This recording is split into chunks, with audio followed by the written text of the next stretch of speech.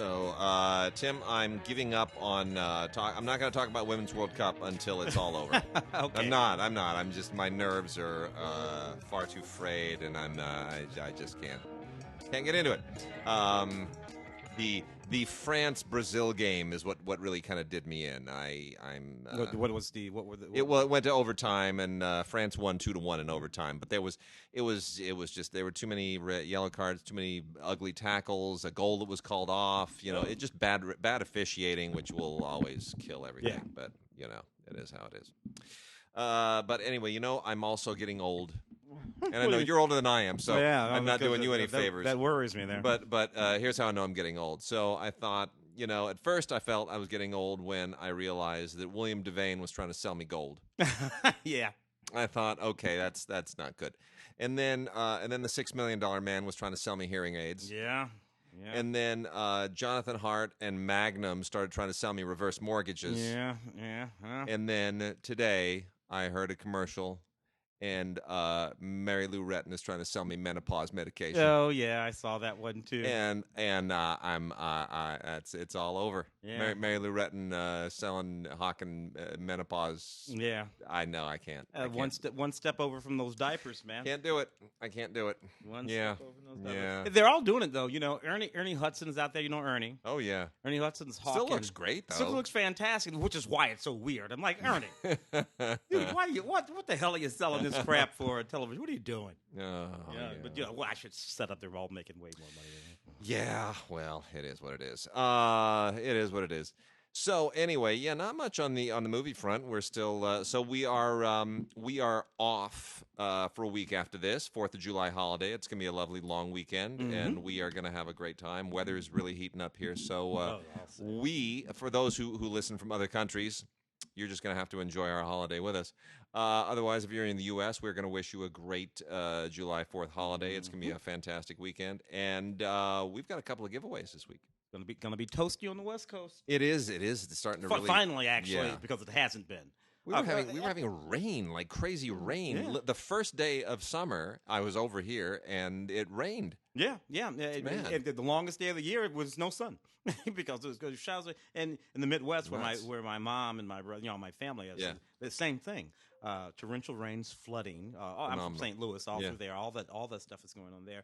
But the second day of summer, it kicked in. Right? It's creeping up to the 90s now. Yeah. Well, I'm gonna go find a pool to jump in somewhere. So I am going to start off with from the sublime to the ridiculous, and then we're going to get into the new movies. We've got foreign language today. We're going to do a couple of giveaways from the courtesy of Wellgo from the stack of foreign films. Some Naxo stuff on the music front, the classical music front. Most of these, or at least 3 of these, are from Unitel, but I'm going to start off with one from Naxos proper. This is an opera I've never heard of. It's kind of weird, kind of freaky. Don't really understand it. This is performed by the Dutch National Opera. It has a French title, L'Étoile, by Emmanuel Chabrier. This is the chorus of the Dutch National Opera and the Residency Orkest The Hague. I don't even know what that is, but anyway, it's the Dutch National Opera, and this is just strange. I find it really is. I find most modern operas to be a little bit odd and off the beaten path. If you, look, it's very postmodern and kind of avant-garde. But it's called L'Étoile. Music's fine, I guess. I didn't, not going to get into it too much. Rossini's Le Count Ori is from Unitel and C major. And it's fine. Rossini. I'm kind of up and down with the Rossini. This is from the orchestra, the Champs-Élysées, and conductor Louis Langret in Paris. It's fine. And Puccini's Tosca doesn't get any better. Even if you don't like opera, you're going to absolutely love this. This is from the opera people in Dresden, Germany. Christian Thielmann and the Staatskapelle Dresden. It's absolutely stunning. It is wonderful. Tosca is, of course, one of the all-time great operas, and for good reason. And this really, really does it right. This is absolutely terrific. Tosca, by the way, I didn't realize was premiered in 1900. Isn't that phenomenal? Oh man, 1900.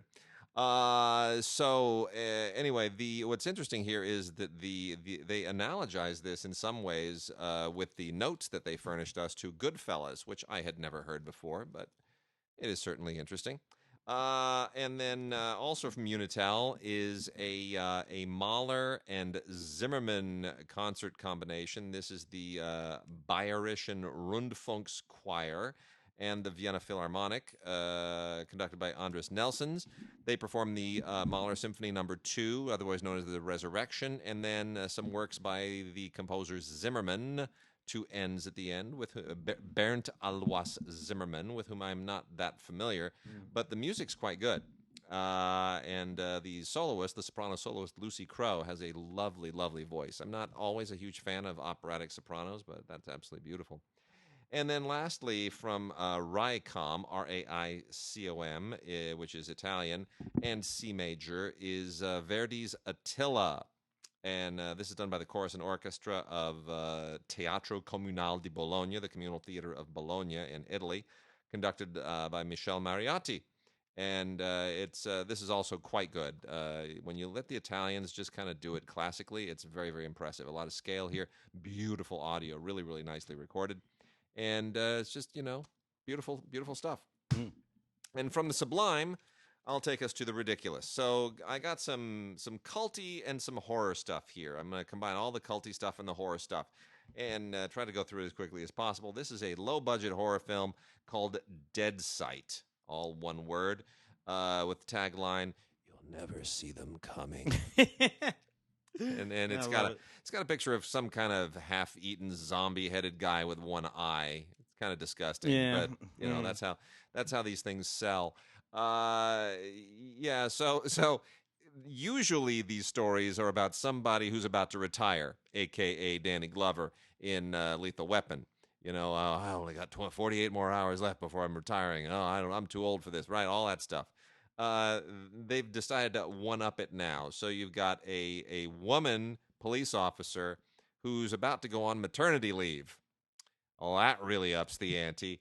And on her last day before going on maternity leave, she winds up having to team up with a blind guy to fight zombies. Yeah. I don't know how else to put it. It's a pregnant lady and a blind guy fighting zombies.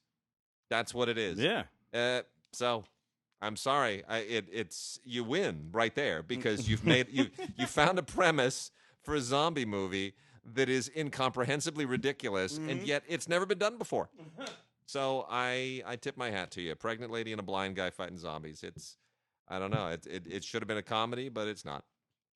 So also from Blue Underground, who does a lot of great cult stuff, they came out with a 3-disc limited edition Blu-ray, which includes a DVD and a compact disc. It's Blu-ray, DVD, and compact disc.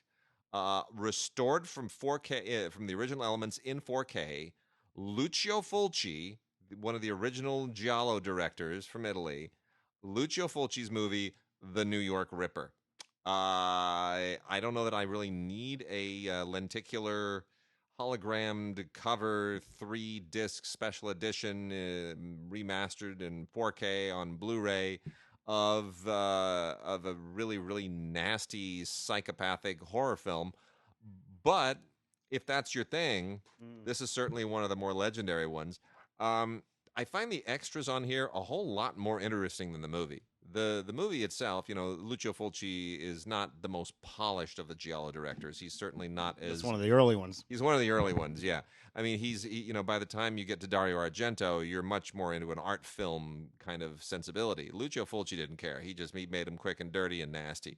And, nothing's nastier than his movie Zombie. Yeah. But this is more or less the same kind of thing. In New York Ripper, it's exactly what the title is. And it's just a whole lot of gore, and it's nasty and really repulsive. However, you get the author of Splintered Visions, Lucio Fulci, and his films, Troy Howarth, doing an audio commentary that will make you feel very guilty, actually, for not liking this film more. Yeah. And interviews with almost everybody involved. Tons and tons and tons of interviews. And then there's a poster and still gallery and the trailer and a thing on their locations, the New York locations, how they've changed over time. Actually, you watch the extras and you kind of go, well, maybe it wasn't that bad, but it is. It's bad. But the extras are very, very good. I'll Take Your Dead. That's the name of the movie. I'll take your dead. And this also has a fun tagline. Death is knocking at their door. I don't even know what that means. Yeah. And I didn't know death had it's fingers and anyway. So this is about a guy who he basically is, I don't want to call it a graveyard, but he enables corpses to disappear, to no longer be an issue. There are all of these gang murders around in the area, and he's got a farmhouse, and you can dispose of the problematic material here and all that, and somehow that dovetails into a haunted house story. Now, I'm not going to tell you exactly how, because I'm not really sure how. By the time they kind of start to explain things, it makes even less sense than when they weren't explaining it. However, there's a lot of good mood here. So even though it doesn't make a great deal of sense, the director, Chad Archibald, really is using this as a resume piece, and that's fine. That's what a lot of these people do. It's strictly a Blu-ray, no DVD. And it does have a behind-the-scenes and deleted scenes bit on it, and a script-to-screen thing that's not really that impressive. So the movie has all kinds of problems, mainly in the script stage, but it's in the end not as problematic as you might think. From Artsploitation Films is what they would like to believe is going to be a future cult classic called Rondo. Not sure it is, as they suggest, a cult classic in the making, but it certainly has a real kind of a cool low-budget noir style to it. And it's about a guy who goes to this war veteran who goes to a brothel, and the brothel winds up being sort of opening up an additional underworld that is even sleazier and nastier than a brothel normally would be. They're trying to suggest this is kind of a black comedy. I didn't laugh, and I watched more than half of it and decided it wasn't worth it. So, and then we also have this is pretty good low budget stuff. The Cleaning Lady. Beware the Cleaning Lady. We take them all for granted, don't we? We, at least if you whether it's at work, whether it's at your home, if you have some kind of a cleaning lady, you trust them. You get to know them over time, and they have access to all of your stuff in the bathroom, things that you would never show to your best friends, right? So this is basically single white female with the cleaning lady. You got a woman who's got a boyfriend who has a double life, and life's messed up. She brings in a cleaning lady to, sort of help. Anyway, the cleaning lady kind of becomes a confidant, and pretty soon the cleaning lady develops a very unhealthy obsession with the woman for whom she is working. And you know where it goes from there. It goes south. It does. From Intervision, we get a real total cult film, and it's really, really just grindhouse dirty like you can't even imagine. This is called Masked Mutilator. That's right, Masked Mutilator. It comes in the black keep case that they reserve for Blu-rays that they really want to scare the daylights out of you. And this was all shot for about 99 cents in 1994 in eastern Pennsylvania. And it was the brainchild of a bunch of professional wrestlers in Pennsylvania, a bunch of Pennsylvania wrestlers who they wanted to make just basically a low-budget slasher film, and were never able to actually finish it. It took them like over 20 years to get around to finishing it. And here it is. It's now out in this form, and I don't know why it took them 20 years, because it just isn't. There's nothing here that should have taken 20 years. I think somebody just shoved all the elements away and didn't want to bother with it, and now that there's an outlet for it, they got around to it. Look, it's nasty, it's dirty, it doesn't make any sense. It's purely for gore and gratification. But there is something interesting about the fact that this was thrown together by a bunch of non-professionals in eastern Pennsylvania 25 years ago. So there is value to that, and you learn a great deal about it because they have a cast and crew commentary where they talk about it. And I would frankly say if you can tolerate the content, which is pretty disgusting, uh, just watch it straight up with the audio commentary on. It's only an hour and 15 minutes long. It blows right by. It's got a lot of other extras on it, a lot of interviews and featurette stuff. But and they even include the auditions, which is a little horrifying, almost more horrifying than the movie. But the commentary is really, it makes it interesting while you're watching it. So I would say that's the thing you want to do. And then from Mondo Macabro, who also releases a lot of fun stuff, from the French director Jean Brismet, is The Devil's Nightmare. Now, The Devil's Nightmare, it has this is kind of a mid-grindhouse movie from Belgium, actually, in 1971, and I had heard of this before. I had never actually. I was not familiar with what was in it. It sort of has a Euro slasher following. There are people who love all the Euro slasher stuff specifically because it looks a little bit like softcore, but then people start dying and cutting each other apart, and there it is. So for what it is from that genre, I guess it's half a notch above most of that stuff, but it still doesn't work. It's still basically a cheap Agatha Christie knockoff. Bunch of people, a bunch of tourists.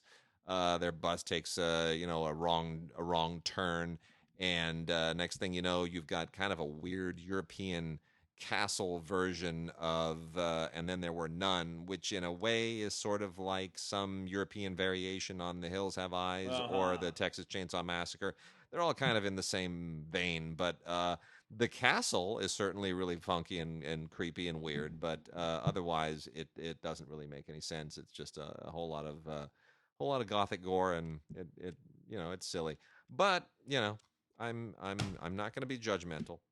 And then the last one here is the 27 Club, which actually co-stars Todd Rundgren. Oh, yeah. I didn't know Todd Rundgren showed up in movies. Yeah. Weird thing.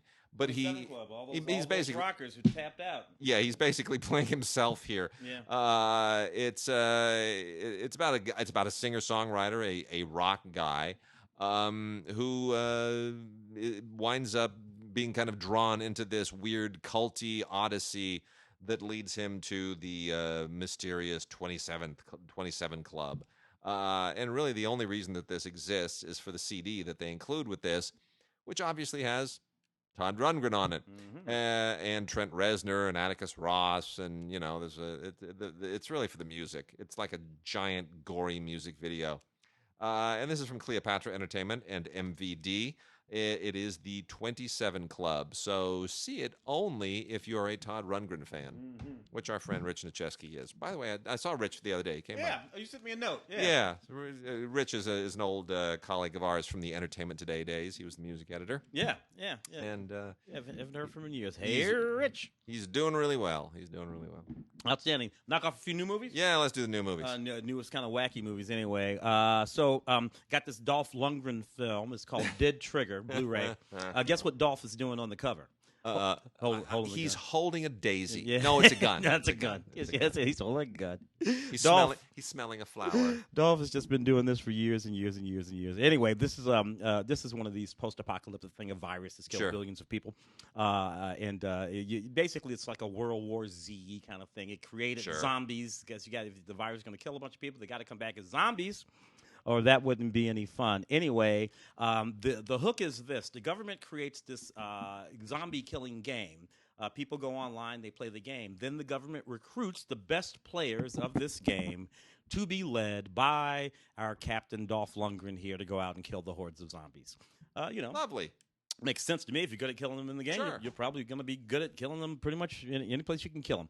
Haley Lou Richardson and Cole Sprouse in this perfectly lovely little film called 5 Feet Apart. I adored this little movie when it came out. I think I talked about it on the radio. It's just this little young woman has cystic fibrosis, and she's in the hospital all the time. She meets a young man who's also in the hospital quite a bit. They can't get anywhere near each other because they'll infect each other and probably kill each other.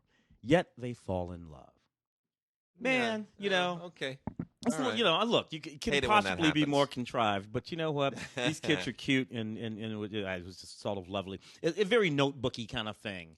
So it works in that sort of way. A lot of neat special features on this, including an audio commentary and a making of sort of little video that's kind of cool too. John Travolta and Morgan Freeman in The Poison Rose. John Travolta and Morgan Freeman in this little thriller movie that's not that bad. Been kicking John Travolta in the butt for a few years now. John Travolta hasn't made anything watchable for quite a while. No. Well, look, Travolta's career has gone through a very, very interesting rhythm, which is that he was a TV actor who then became a movie star with Grease and Saturday Night Fever. I mean, he had that moment right in the late 70s, early 80s. He was the deal. And then he traded it all in for just garbage, and he vanished, and he was doing just junk at a certain point. I think Two of a Kind was one of his last attempts at regaining legitimacy, which he did with Olivia, with Oliver Reed playing the devil. Horrible, horrible movie. But and then Pulp Fiction gave him a new release on life, and suddenly he had like 5 or 6 films in a row that made over $100 million.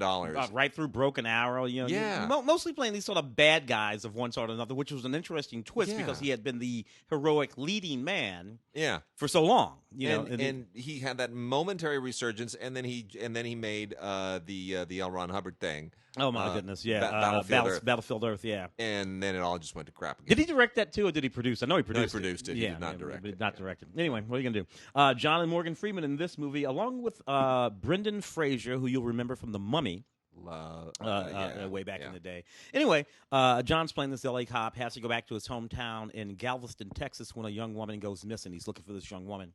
And Morgan Freeman is playing this criminal mob bossy kind of guy. Fraser is this sort of sleazy doctor kind of guy. Something is going on. John is getting pissy because these people aren't telling him the truth. So he has to figure it out. It's actually a pretty good little sharp little thriller of a movie there, Poison in the Rose. Not much on it in the way of special features, which kind of sucks a little bit. You and I talked about this Fast Color.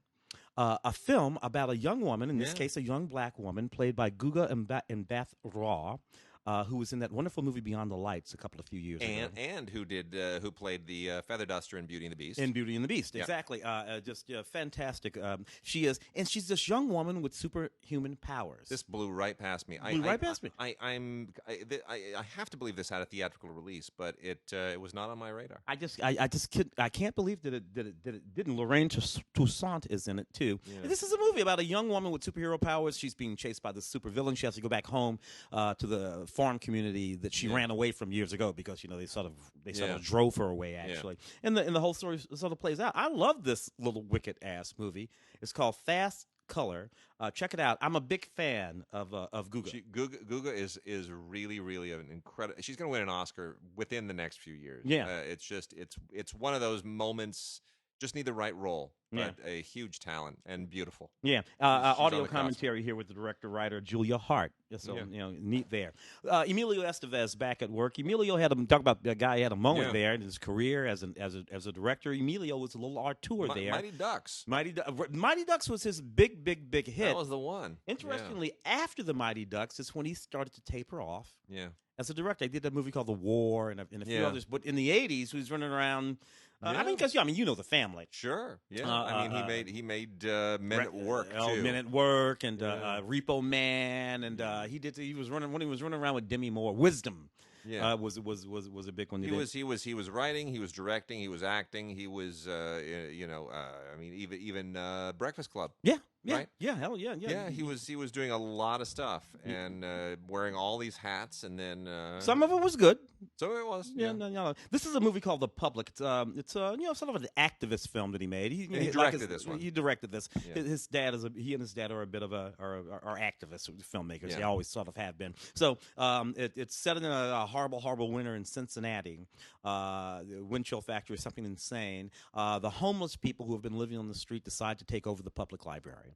they go into the public library and stage, a sit-in. Really, what they're trying to do is stay alive, and this is all about how the powers that be are going to react to that. It's a real sort of in a certain sort of way, a sort of one of those sort of with Pacino, one of those kind of things, with and a lot of these people, like sort of a De Sica sort of situation, are actual homeless people that he's put in the film.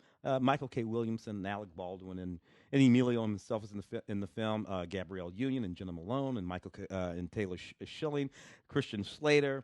So a lot of people in the film, but every now and again he has a person in the film who's an actual homeless person, and they sort of speak off the cuff. It's kind of an interesting, moving. It's cool to see Emilio back at work. A few special features on here as well. Stallone, Curtis Jackson, who I noticed doesn't use that 50 Cent anymore. No, he doesn't. It's funny, right? Yeah, know, you lost it's like Dwayne Johnson isn't The Rock anymore. Yeah, you lose the moniker at a certain point. Yeah, Chris Ludacris, that's gone too. No. Now he's just Curtis Jackson, and Dave Bautista in this film, Escape Plan: The Extractors. It's a movie about Stallone and his team of badasses who have to go and get back the kidnapped daughter of this Hong Kong tech mogul. And that's really all it is. Just absolutely nothing else to say about it. A lot of special features there, though, including the making of and a commentary track with the director, John Hertzfeld. John Hertzfeld used to be the man. Yeah, I know. For a long time. A lot of these guys are just kind of floating around out there, and they had these A-list studio careers, and now they're kind of scraping. A lot of them will come back again. So you think particularly go to television, do knock something off in television. Yep. Mia and the White Lion on Blu-ray here. This is a lovely movie about a young woman and her gigantic white lion as she sort of hikes her way across the South African savannah in order to get that lion to a place where it will be safe, because both she and it are being tracked by people who mean to do at least the lion harm, and will do her harm if they happen to catch him. This is a lovely little film. Truly appealing, and I'm sure a lot of folks will like it. They should check it out if they get a chance. Dumbo, man, Disney's desire to live actionize, or that's not actually a phrase, but to make in live action all of its classics animation. I don't know. This one, Tim Burton, of course, directing, Danny DeVito. Michael Keaton is actually having a lot of fun in the film. Colin Farrell, Ava Green. I don't know, man.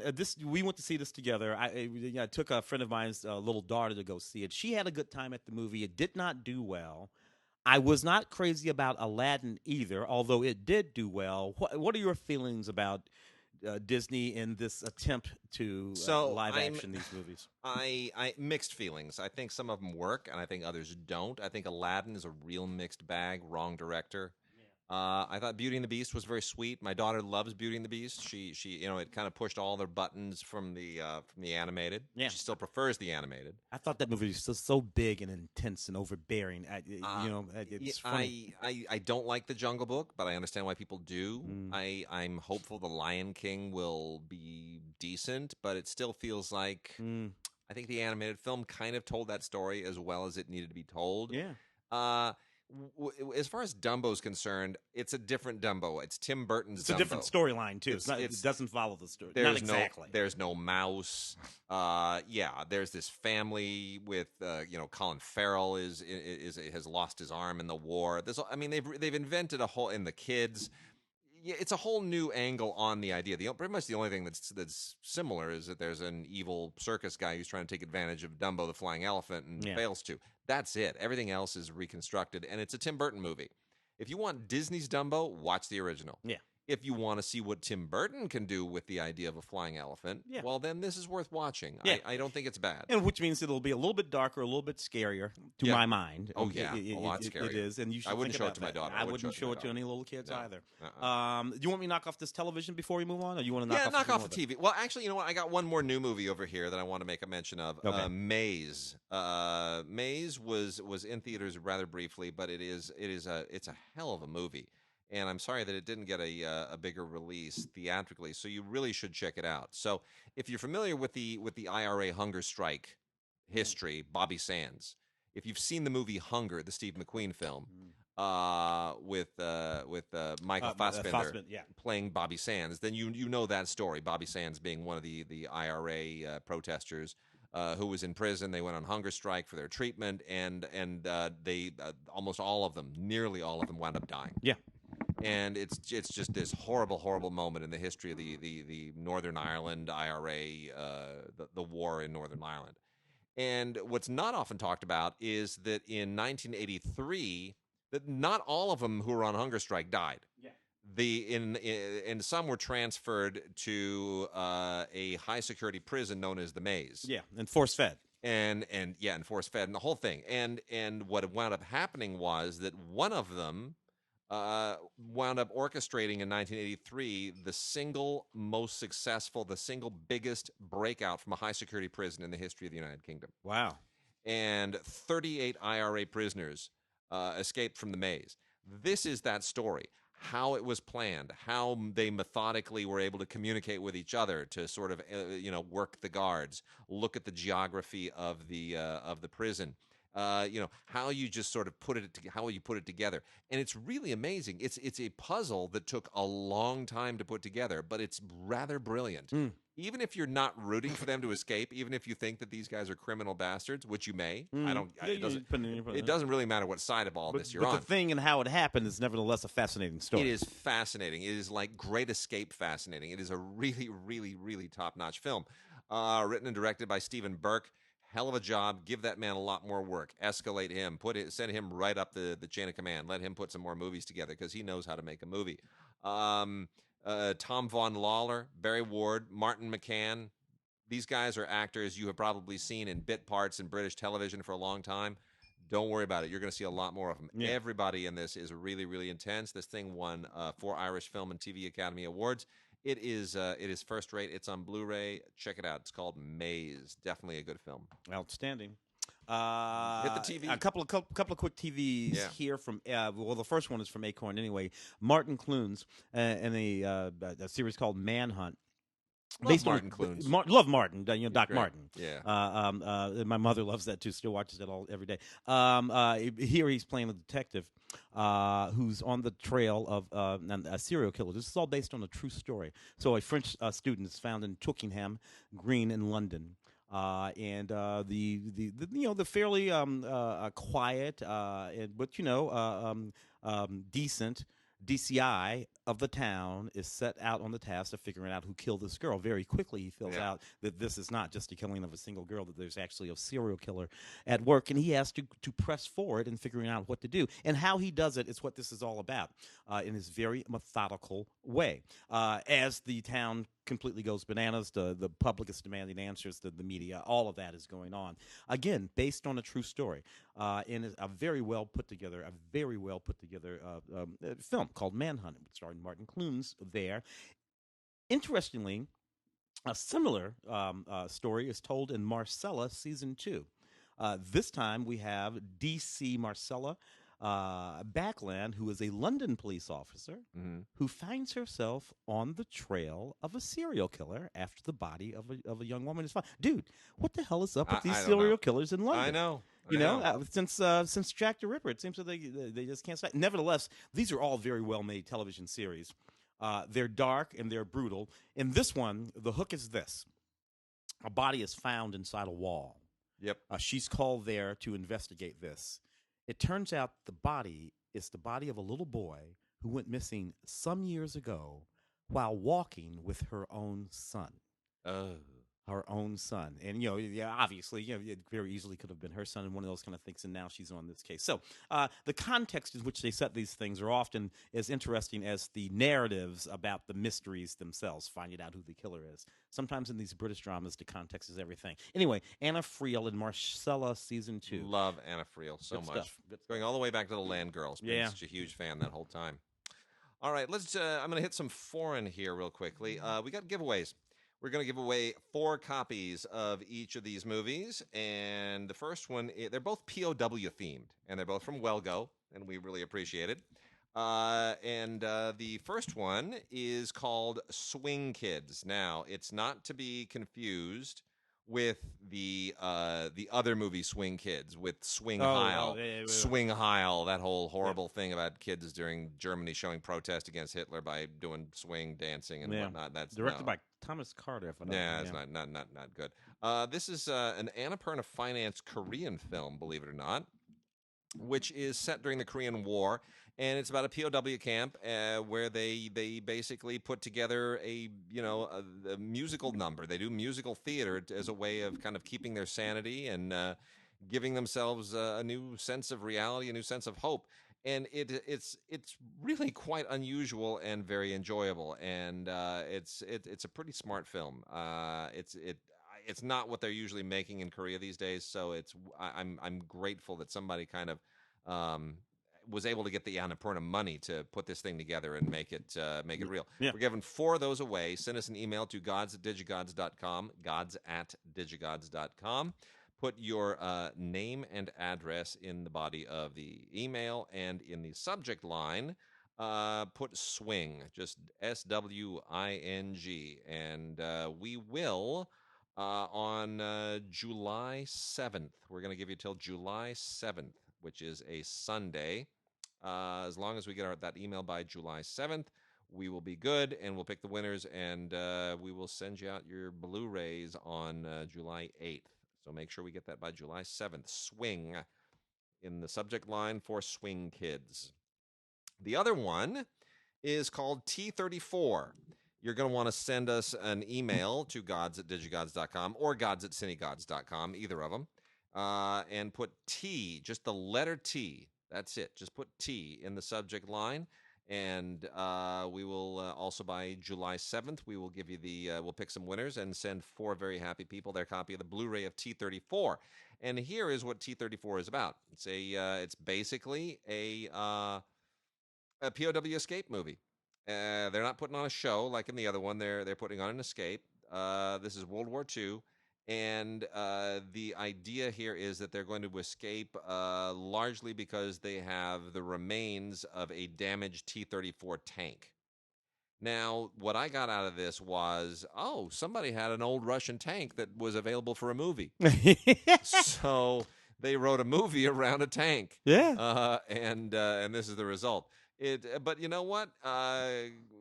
Good on them, because they were able to. It's a Russian film, and there is an English language version on this, but it's an English dub. But really, it's actually quite interesting. So you see them cutting the corners, and you sort of know how they put it all together. But it's worth it. It's worth checking out. So. Anyway, that's T34. Giving away 4 copies. Send us an email to gods or gods@digigods.com or gods@cinegods.com. Put T in the subject line, body, and address in the body of the email.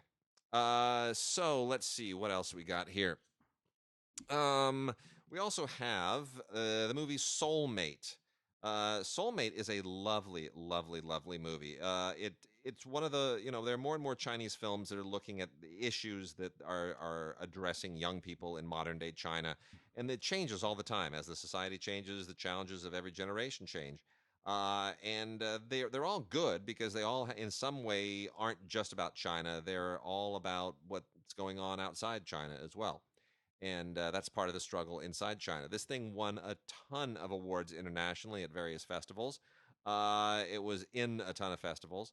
And it was famous because the 2 actresses who star in it both won Best Actress. They tied for the Chinese Film Award. Which I don't know if that was rigged or not. It seems, I don't know. Yeah. I hadn't thought about it that way.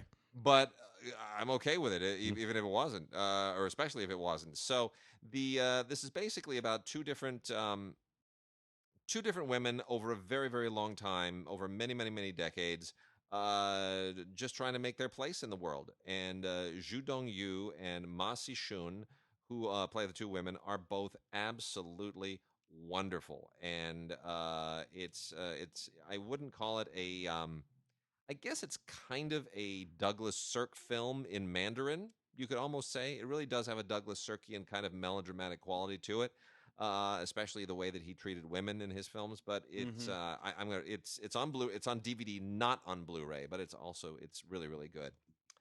A Record of Sweet Murder by Koji Shiraishi. This is from Unearthed Films, obviously a Japanese movie. And Koji Shiraishi is a bit of a genre director, but he's a really crazy genre director. Like, he gives Mike a run for his money. He really does. He gives Mike looks at these movies and says, that guy's nuts. So here's the setup, and here's the tagline. Tim, you're gonna love the tagline. To bring back one soul, he must kill 27 people. It's so weird. Right? Oh my god. Yeah. So this is about a guy who has escaped from a mental institution, and I'm going to leave it at that. Yeah. That's all. All I'm going to tell you is, to bring back one soul, this guy who has escaped from a mental institution must kill 27 people. I'm not going to tell you anything else because it would give too much away. But it's actually quite funny. I know I shouldn't say that, but it's funny. It's tweaked. It's a twisted movie. Let's see. Facets, I should make a quick note. Facets has re-released Miklos Jansko's Electra, My Love, which is really an extraordinary film made in 1974. One of the kind of the great Hungarian and Eastern European films of that particular period. It's not Czech New Wave. It's like the Hungarian.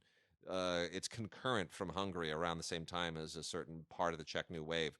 But it's a great film. It's been out before. It's been out of print for a long time. It's now back in print on DVD only from Facets, and it is absolutely well worth checking out. Jansko is one of the all-time great Hungarian filmmakers, one of the all-time great European filmmakers, especially of the 1970s. And it's an absolutely beautifully made film. It is just pastoral and poetic, and it effectively tells the Electra myth, but it tells it in a Hungarian context, a modern-day Hungarian context, and one that sort of draws parallels to Hungarian society during the Cold War under communism. And it's really smart, and throws a lot of cinematic twists and tricks at you. It's a beautiful, beautiful film. We've also got Alex Lutz's film. This was the closing film from the Critics Week of the 2018 Cannes Film Festival. Guy, G-U-Y. It's Guy in English. It's Guy in French, and it is one of these weird French. I don't want to call it a comedy. It's kind of like a social. Well, I guess it is a social comedy in a certain sense, but. It's about a guy, this young guy. He's a journalist, and he discovers that his father, the father he's never known, might actually be this 70-something-year-old French pop singer who's long past his prime. And so he decides to get close to him by pretending to make a documentary about him. And, the comedy presumably writes itself, but there's some very, very poignant stuff in here as well, and the way it's done is very unusual for this type of film. It definitely pushes the envelope even for Critics Week stuff. It's worth checking out. It's from 2018, and the film is Guy, G-U-Y. Let's see. You want to do some docs? You got some other stuff. Okay, let's do a few hit docs. A couple of those. We'll break it up, and I'll do some of the rest of the foreign later. On top of this is from Frontline, and one wonders how they were doing this. It's the Mueller investigation from PBS, from Frontline, the Mueller investigation, a Frontline report. Excuse me, from a documentarian, Michael Kirk. It's a 60-minute documentary that offers an inside look into the investigation of the president. This is they must have simply been following along and putting it together as it was going. But that's what the Frontline people do. Whenever there is something that they say we're eventually going to have to do a Frontline on this, they just go to work on it. They go to work on it, and then that way, when the thing sort of comes to fruition within a month or two, which is where we are now, they can actually cosmetic. They just piece together what they've been working on all along. Yeah. And sort of sum it up a little bit. What I do like about it is they don't make a whole lot of decisions about it. They simply present it. Yeah, which is good. Well, we need that. We need less editorializing on this stuff. We can figure it out a little bit later ourselves. Fewer talking heads. Genesis 2.0. This was a neat film by Christian Free. It's about these folks who go on to Siberia, and they start looking for woolly mammoth bones. Occasionally, a tusk or something like that will be found, but not that much. But they find an almost intact woolly mammoth carcass. And yeah, really, kind of actually, and what that's going to mean in terms of things that they can do, including possibly using genetics, the power of bioscience, to actually bring back a woolly mammoth. You take a little bit. This is a real Jurassic Park. So in other words, they've never seen Jurassic Park. Yeah. Well, particularly Jurassic Park 4. They always kill us people. So Yeah. Anyway, it is an interesting story though of the possible resurrection of the woolly mammoth.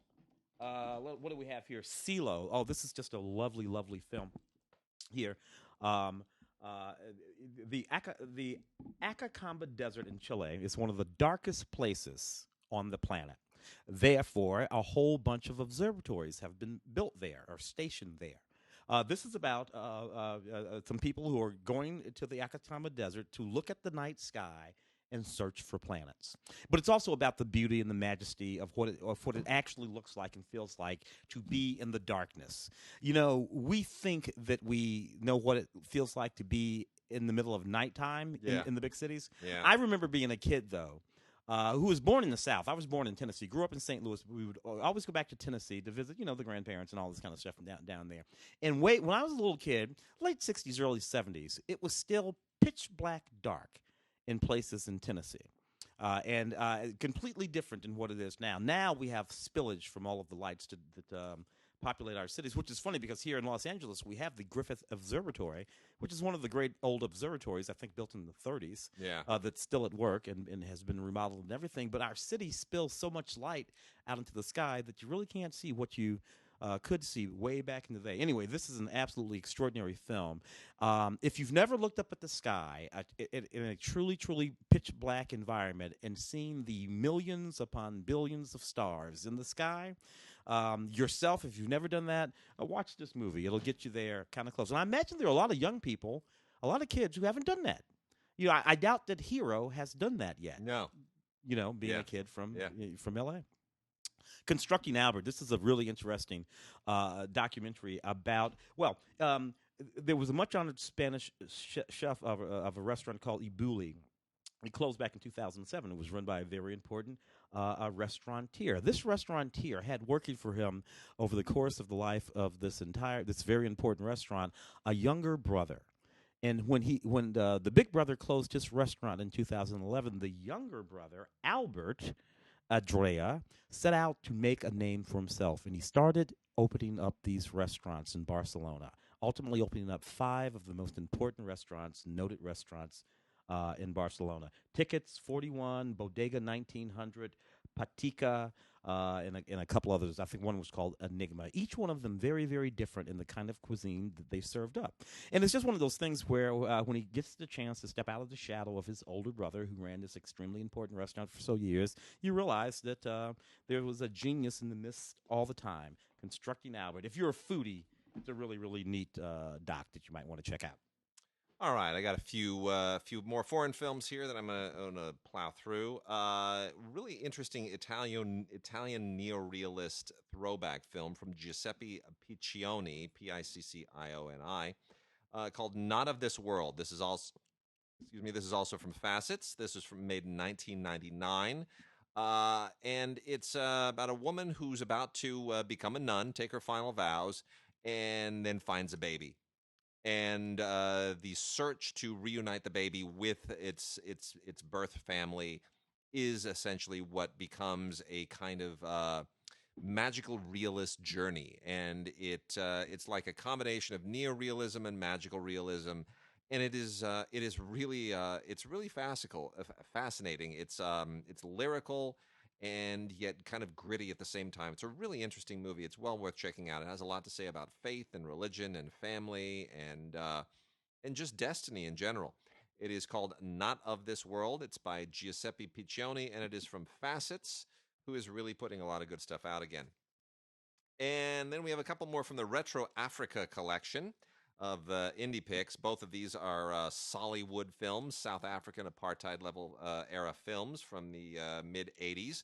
The first one is called Lola, which is basically about a woman who plays basketball and then wants to make more of her life, or not basketball, volleyball, and then wants to make more of her life. And it becomes kind of a Bad News Bears with volleyball set in South Africa. I love it. Yeah, it's sweet. It you know what? It's inspiring. It's uplifting. And it's female-centered, which is nice and unusual. Now, Tim, I'm going to give you the plot of this one, okay? And you tell me if this sounds similar to something. This is a South African apartheid era kung fu movie. It's a kung fu police thriller called One More Shot. One More Shot. It's about a guy known as 1010. He's a criminal. He's just gotten out of prison, and now he's got to lay a trap for this guy, this former boxer whose name is Johnny Tough. Does this start to sound a lot like Dolomite? It's very Dolomite. It is Dolomite. That's insane. He's not a pimp, right? No, I mean, that's all that. But all the beats of this thing, he's just come out of prison. He's got a good thing. He's got, and then you know, there's like a sex trafficking thing in it. And I'm thinking, this is very really, Dolomite. They change it just enough, but it's still basically Dolomite. Yeah. I love it. So anyway, the fighting is not bad. It's made for $1.50. Then it's already better than Dolomite. If the fighting's not bad, that's some of the worst fake kung fu ever done. But he improved on it when he did the speed it up, the undercrank stuff for the human tornado. I got a Thai film called Motel Mist, which is it makes its intentions known. This is not a family film. You have a woman wearing a ball gag as the artwork. Basically, it's multiple interlocking storylines in a Bangkok motel, and they're all kind of tweaked and weird. Some real kinky sexual stuff going on in one of them. There's somebody who thinks that they're being chased by aliens who's in another. And it's like this is the hotel you don't want to check into. So Thai films can be very, very high production value, but also very edgy, and this is both of those things. It is beautifully shot. It's not a martial arts film like like a lot of the stuff that makes it over here. It's not an epic, but the acting is very good. It's just really edgy, and a lot of the fetishistic stuff in here is kind of tough to watch. This is definitely NC-17 level stuff. It's not rated, but it's definitely pushing the envelope. So, but it. You know what? It's stylishly made, and I give him all the credit in the world for the direction. Got a couple of Jean-Luc Godard films here. Jean-Luc. Hélas pour moi and First Name Carmen. Not among his best, but if you're a Godardian, if you're a big Godard fan, you'll obviously vibe to him. They're separated by a decade. Hélas pour moi is a slight bit more recent. That was from 1993. And this is the only film, to my knowledge, I think, that he made with Gérard Depardieu. They didn't work together on anything else, did they? No. Was Depardieu just one and done with Hélas pour moi? Yeah, well, Godard is irritating. He annoys everybody. Well, I'm a fan. He annoys everybody. But, it was just me. So he's basically retelling the Greek myth of Alcamene and Amphitryon, which is some kind of a caution. It's not a myth that I'm terribly familiar with, but presumably it's the story of a god coming down to earth, becoming a human being, and trying to experience life as a human being. I don't really see much Greek myth in this. It's just very Godardian weirdness, but at least it does have a story. It's not one of his sort of meandering praise of love. Yeah, one of his meandering visual essays where it's just there's no acting, there's no story. Those. I hate those. He's just been on that trip for too many years now. He's actually working with actors here: Gérard Depardieu and François Musy, Nathalie Vidal. A lot of very, very talented people. So, and there are a few interesting, weird little twists in it. So it's not utterly terrible. It's watchable, and Depardieu is very good. There's also a good commentary on here from Sam Dayan, who's a film critic that I've never heard of. And then from 1983 is First Name Carmen, which is a Godard film that has completely disappeared from people's memory. He actually stars in it himself as this guy, this kind of rambling, meandering moron, who lets his niece stay in his house while he's in an asylum. Marushka Detmers, who was once a very controversial actress, a Dutch actress who played in French films. She did, some pretty risque stuff. She plays the niece. She plays Carmen, the title character, and does it very, very wonderfully. But then this thing takes a completely weird twist. There's like, it becomes like Killing Zoe at a certain point. There are these bank robbers, and she winds up having a relationship with one of them, and then it's like, then there's a kidnapping, and suddenly it's all over the map, and none of it really makes much sense. It's just it's really it's like he's almost trying to piss you off. It's like he says, you know what, I'm going to tell a story, and then I'm just going to make a bunch of stuff up as I go along, and you know what, maybe I'll change my mind, and then maybe I'll change it back, and maybe I'll do something for no reason at all, because I can, because I'm Jean-Luc Godard. Okay, fine, be that way. At least there's a narrative. At least there is kind of a narrative. By the end, you're not really sure what you've seen. You're like, I don't even remember what order things happen. Anyway, there is a short film by Godard on here as well, which also doesn't make any sense. And then Craig Keller does the commentary for both the short film and the feature. Both of those Godard films are from Kino, and God bless you, nobody else was going to release these movies, so you did. I got a couple of more docs here, including this extremely good one called Brave Girls. It's about these three young women who are going back to school. Small community in India. This is in with English subtitles. Small community in India, and they're going back to school to finish their secondary education. For the first time in a very long time, they can sort of see a future for themselves when their families begin preparations for their weddings. These are young girls, 13, 14 years old. And they're put between this rock and the hard spot of family and community expectations for young women and their actual true desires to get educations and go on and get formal educations and perhaps do something else with their lives. This is what this movie is about. It's hard to believe sometimes here in America, 2019 in America, where we are so advanced in so many things, backwards in a few things, but so advanced in so many things, that there are many, many places in the world where women, young girls, are still treated this way.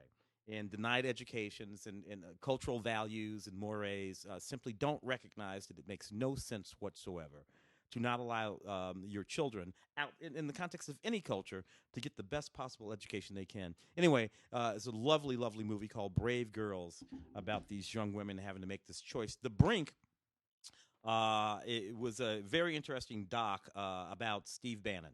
That came out last year. I love this doc. What's interesting about this doc is the character Steve Bannon. He is, in fact, who he appears to be. Completely.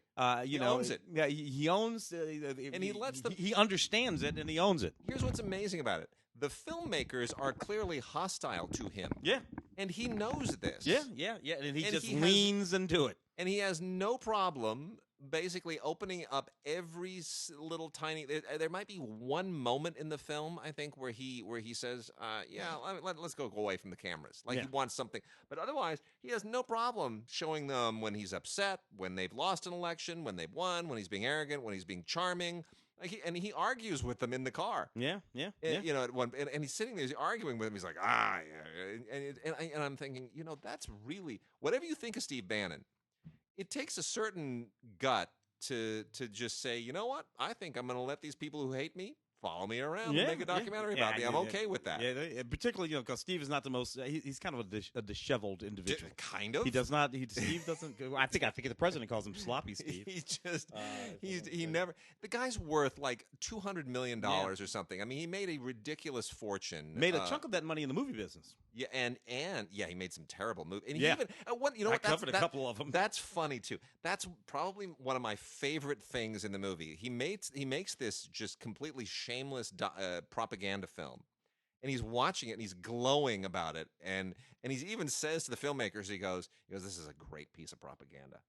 Yeah, and he stops for a moment and he goes, I mean, you probably think propaganda is a bad thing. I think it's a good thing. It's hysterical. He's owning it. He's just totally owning it. Yeah, well, propaganda is just a word. Yeah. The Michelin star restaurants get these Michelin stars. It's extremely interesting. We have some 2 stars in L.A. Yeah, now. Yeah, finally. And of course we've been ignored for years. San Francisco had 1 or 2. I think they've got some 3 stars up there. Yeah. But Michelin stars is a hell of a thing.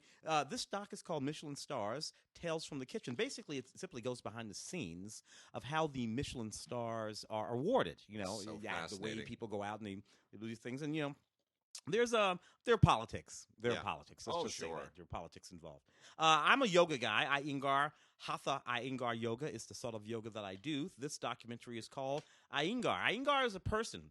BKS Iyengar. Really interesting story. He's still alive, elderly man. I did it when I injured my back years ago in an accident. Because it's back oriented. It's back oriented. Yeah. It's not as breathing oriented as some of the other styles of yoga. It's really about deep and hard stretching this way. He healed. He was a cripple and he healed himself. He healed himself. Amazing. Yeah. And he's still alive and still getting around. This follows. It tells historically the story of him and what lies behind the theory of his very particular yoga practice. Iyengar is a very interesting film. If you're into yoga, you should definitely watch this. If you're not into yoga, you should watch it to figure out what yoga is all about. So let me hit a few more foreign films here. Got one from Cult Epics, who always digs up some really, really wild stuff. A cult filmmaker by the name of Pim de la Parra made Susan, Sandra, Olga. Actually, My Nights with Susan, Sandra, Olga, and Julie. That's the name of the movie. My Nights with Susan, Olga, Susan. Oh boy, I'm gonna get this right. My Nights with Susan, Sandra, Olga, and Julie. Mm-hmm. So this is a crazy movie. This was made in the Netherlands in 1975. I'm not sure that Pim de la Parra is necessarily the director's real name, because a lot of these directors came from other countries, went to the Netherlands, changed their names into something Dutch so that nobody would know who they were or what they were doing. Yeah. But this is a weird kind of thriller sex romp, and they call it a sex and psycho suspense mystery thriller, which is basically what it is. It's really a strange movie. About a bunch of people who they're in this farmhouse and they have sex and they kill, and I don't really know how else you kind of frame it out. It's titillation. It's purely of its era. It's a real 1975 vibe to it. It really feels of its moment, and it's culty and it's a little weird and it's fringy, and if you like these kinds of things, you'll totally vibe to this. It's really very much of that moment and of that particular genre. It's not for everybody, but it is My Nights with Susan, Sandra, Olga, and Julie. And wow, what a freaking movie it is. Then we have another one that's kind of in the same vein from Redemption, the Jordi Gijo movie, Devil's Kiss. This is from Kino and the Redemption line. This was made in 1975, right about the same time. And it is also one of these weird Euro culty things. This was a French-Spanish co-production in 1975. And I don't know who Jordi Gijo is. That sounds like another name that may very well be a fake name. Not familiar with him. But it's almost, I mean, it's almost comical at this point to watch this. This is about a countess whose husband has killed himself, and so she becomes now a medium in the wake of her husband's death, and gets together with this telepathic professor to stage a seance for a duke. And, at this point you go, what? Yeah. What is this about? And somehow a dwarf shows up at a certain point, and you start to think, is this a David Lynch movie? And I don't know. It doesn't really go anywhere. It just gets weirder and weirder and stranger, and at a certain point it becomes like Frankenstein, and it doesn't really. But it's a strange movie. It's called Devil's Kiss by Jordi Gijo, which has got to be a pseudonym. Woman at War got a little bit of heat this last year. This was a Magnolia film. It was submitted for Oscar consideration. It did not get nominated. But this is an Icelandic film about a woman activist who goes out and she's basically trying to. I mean, she has her normal day job, but she secretly is like not a superhero, but she's like an outlaw, right? She's got a kind of a double life as a Robin Hood kind of figure where she goes out and she's known as the Woman of the Mountain, and she sabotages all of these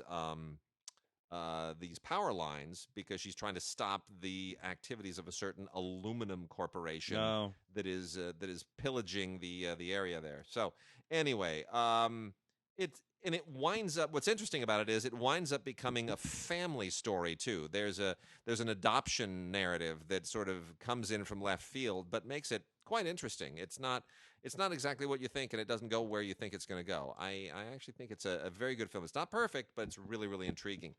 And then let's see. I'm going to throw here. I'll do this one. I got two more here that I'll do. Actually, I got three more. Let me do three more, and then I'll throw it back to you. Okay. The Sower is a really interesting French film by Marine Franson, who's a very talented new director. This is from Film Movement on DVD. A little bit like The Beguiled here. This takes place in 1851. And there's this farming village that the emperor has, the new Napoleon. This is like Napoleon, not Napoleon III, whoever the Napoleon is in 1851. He's all the men have been arrested in the farming village. So the women aren't getting any sexual gratification. So they've decided, well, if anybody comes here, we're all gonna pass him around. We're gonna make him very happy and let him kind of have all of us. And then, like in The Beguiled, a certain guy comes, but they aren't able to do it because he does, in fact, sort of seduce each of them individually and in very unusual ways. And it threatens their friendships and everything that they have built up. It's a really, really interesting film. It's very well done. It includes a short film that Marine Franson did previously called Les Voisins, The Neighbors, 20-minute short film. It's really, really incredibly well done. She's a very talented director, and all the actresses are superb. I do recommend it, The Sower. We also have a Luis Buñuel film, A Woman Without Love, which has been re-released by Facets. This is from 1952. One of his Mexican year films, an adaptation of the Maupassant story Pierre et Jean, which is very kind of classically Buñuel. It's not the best transfer, but it's the only transfer you're going to get. And, it's another, he's skewering the bourgeoisie, and it's a comedy of manners with a little bit of weirdness in it. And, it is what it is.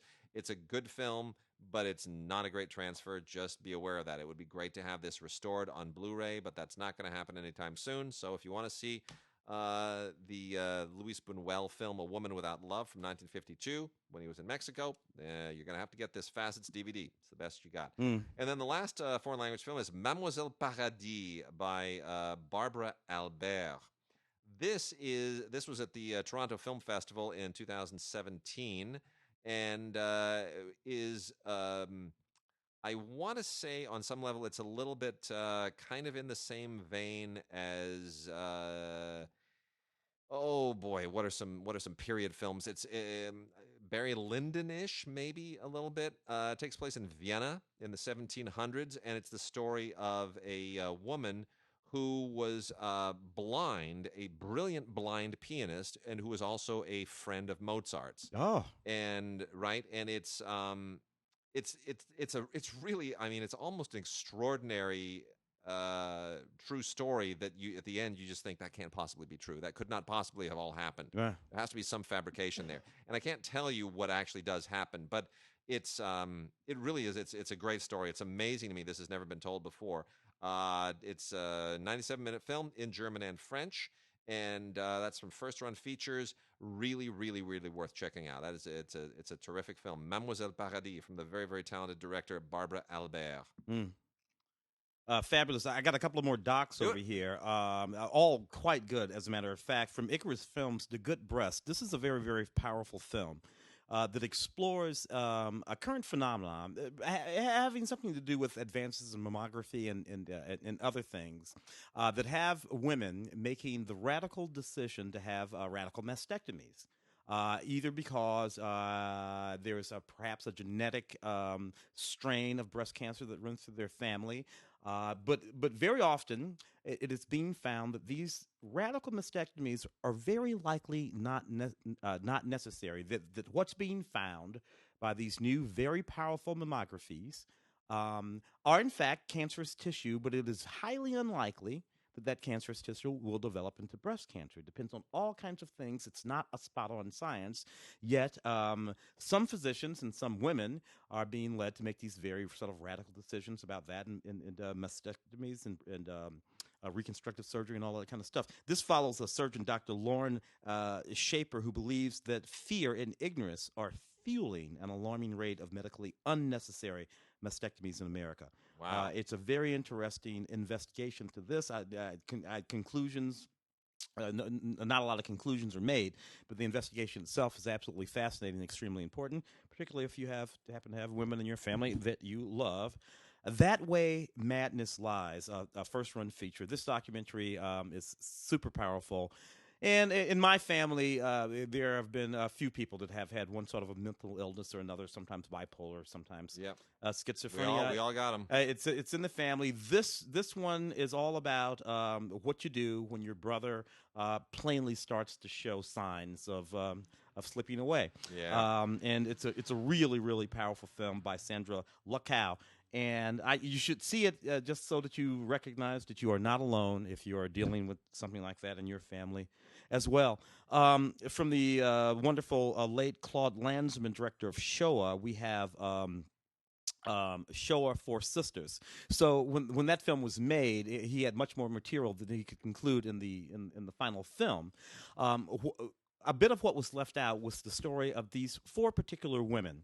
And he decided to go back. Oh, I've heard of this. Yeah, and to gather these particular stories together about these 4 women and tell their stories and of how they actually survived the Holocaust. So Ruth Elias, Ada Lichtman, Hannah Martin, and Paula Bersnew are the women who he follows in this documentary. And it's just a fascinating story of bravery and perseverance like you would not believe. I mean, if you've seen Shoah. Yeah. You know the basics. Exactly. Yeah. This just personalizes it in a very specific way as these 4 women tell their actual stories, and they will just blow you away. This is the women like this is why I love you. Dude, I'm sorry. Men have nothing on women. No idea. When it comes to perseverance and survival, women know how to get it done. Yep, Men just figure you have a fight. That's not the same thing. No. One of the best documentaries last year, it was on my top 10 list of documentaries, actually it was at the top of my top 10 list of docs last year, is Hale County, This Evening by filmmaker Ramil Ross. This film is just so beautiful, you can hardly watch it. Hale County is a county in Alabama. And what Ramil does, Ramil grew up in the city, but his father grew up in the South, and his father used to tell him the stories about having grown up in the South. It's an interesting thing. I interviewed Ramil during the period. I'm a member of the International Documentary Association. I do a lot of their panels. So I did the panel for Ramil's movie, and we had a really wonderful conversation. Very similar lives, he and I. He's a young black man, younger than me. His father is about my age. Interestingly enough, about 58, 59 years old. And in talking to Ramil, and he told me these stories that his father told him, and I thought to myself, your father and I had the same life, because his father was from Hale County, Alabama. I was born in Tennessee, and you grow up going back there. We grew up in the city, but we were always going back down south. So we developed these very urban sort of lifestyles and attitudes, and our perspective on the South was very different from our cousins who remained in the South. And what Ramil does is he goes back down south, and in this very poetic film, he looks at the lives of black folks in this particular county and then connects their lives where they are now and how they exist now right back through slavery. There's a sequence in this film where he's all these cypress trees, he films and it's just these long takes of these cypress trees. And then he does this wonderful thing where he dissolves his take from present day of those cypress trees to images taken long ago of the exact same stand of trees, but with what we have come to call strange fruit hanging from them. So these trees that we look at now and these children are playing under once held the bodies of African Americans who were hung. That's some of them 100 years ago, some of them only 50 or 60 years. And with that, we are done. We will not be back next week. We'll be back the week after the 4th of July holiday. If you're in the United States, enjoy the 4th of July holiday. If you're not, enjoy not having to put up with us for another week. And send us those. You got an extra week to win those Blu-rays. Just send it in with T or swing. The letter T or swing will get you in. Gods at DigiGods.com, gods at CineGods.com. See you in 2 weeks.